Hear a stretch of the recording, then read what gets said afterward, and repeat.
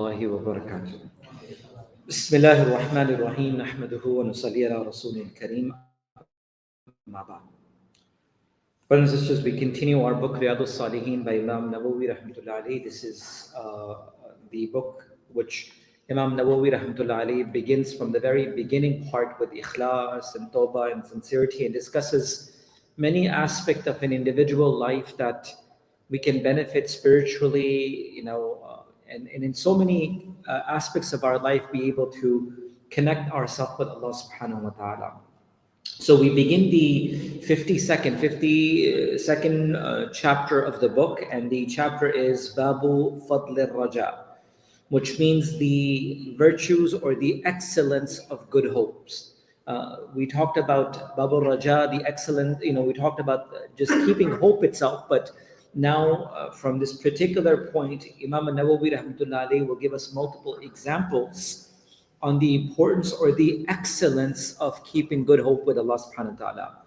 He begins the chapter with two ayats of the Quran, where Allah subhanahu wa ta'ala mentions in Surah Ghafir, verse number 44, Ba'da a'udhu billahi minash shaitanir rajim, Bismillahir Rahmanir Rahim, wa ufawwidu amri ila Allah, inna Allah basirun bil ibad. Allah subhanahu wa ta'ala in this very ayat of the Quran is mentioning to us a story.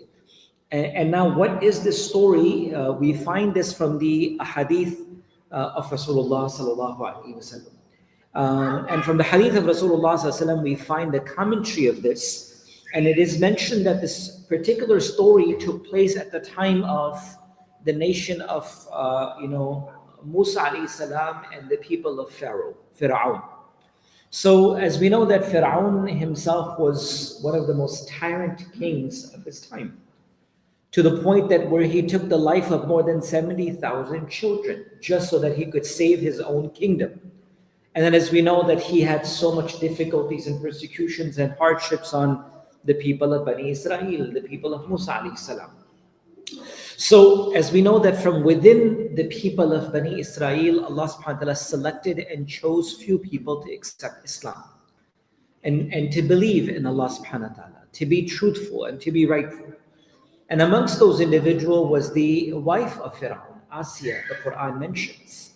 And that's why Rasulullah sallallahu alaihi wasallam said, from amongst the most selected and chosen woman that has ever walked on the face of this earth, who have reached excellence, Rasulullah sallallahu alaihi wasallam mentioned the name of Asiya, the mother of Isa alayhi salam. Allah subhanahu wa ta'ala mentioned, and Allah subhanahu wa ta'ala mentioned Maryam and Khadija and Fatima radiallahu anha.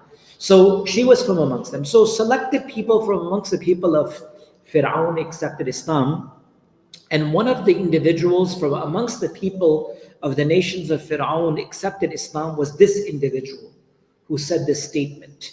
So, وَأَفَوِّضُ أَمْرِي إِلَى اللَّهِ إِنَّ اللَّهَ بَصِيرٌ بِالْعِبَادِ, which means that from amongst the servants of Allah and the slaves of Allah and amongst those who believed, he said, and my affairs I leave to Allah. وَأَفَوِّضُ أَمْرِي إِلَى اللَّهِ, I put all of my affairs, my troubles, my difficulties, my hardships, my stress, my problems, I put all of these umur and difficulties to Allah subhanahu wa ta'ala. Which means I entrust Allah subhanahu wa ta'ala with all of my difficulties. Inna Allah basirun bil ibad, for indeed Allah subhanahu wa ta'ala is all-seer, meaning of his servants and his slaves. Allah sees all of his servants and all of his slaves.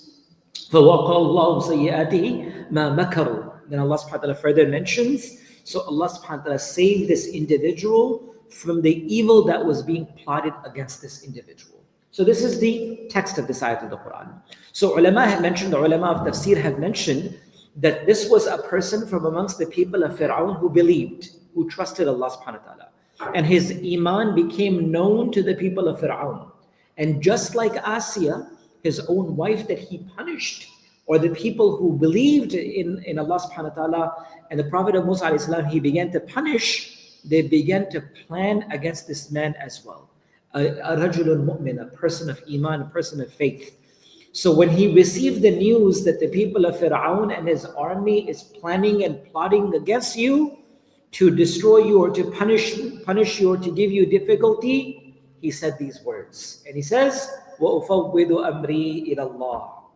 I entrust Allah with all of my difficulties. I entrust Allah subhanahu wa ta'ala with all of my affairs. Inna Allah basirun bil ibad, and Allah subhanahu wa ta'ala is all seer of all of his servants. I'm not hidden from Allah subhanahu wa ta'ala. He knows me. He knows my difficulties. He knows my problems. So he entrusted Allah subhanahu wa ta'ala.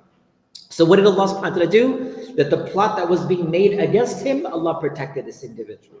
According to the tafsir, Imam al-Tafsir, Imam Maqatil rahmatullah alayhi said that the group of people followed him all the way towards the mountaintop. And this is from the riwayah, that they were not able to grasp onto him, and he became unknown to them. Meaning that Allah subhanahu wa ta'ala protected him from such places that the eyes of those individuals were not able to capture him. And Allah protected his servant amidst all the difficulties that were present. So the reason why this ayat of the Quran has been brought by Imam al-Nawawi rahmatullah alayhi, and the tafsir of the Quran of course further elaborates a lot more, is that it is the excellence of good hope with Allah subhanahu wa ta'ala. Whatever you keep your hope with Allah subhanahu wa ta'ala, Allah subhanahu wa ta'ala will take care of it like this. That's why in the next hadith, inshallah, we'll talk about that famous hadith where Rasulullah said that Allah subhanahu wa ta'ala will treat you according to your guman and your expectations with Allah subhanahu wa ta'ala. Whatever you keep your expectations with Allah, Allah will take care of you like that. So the reason of this particular ayat of the Quran is the excellence in good hope with Allah subhanahu wa ta'ala.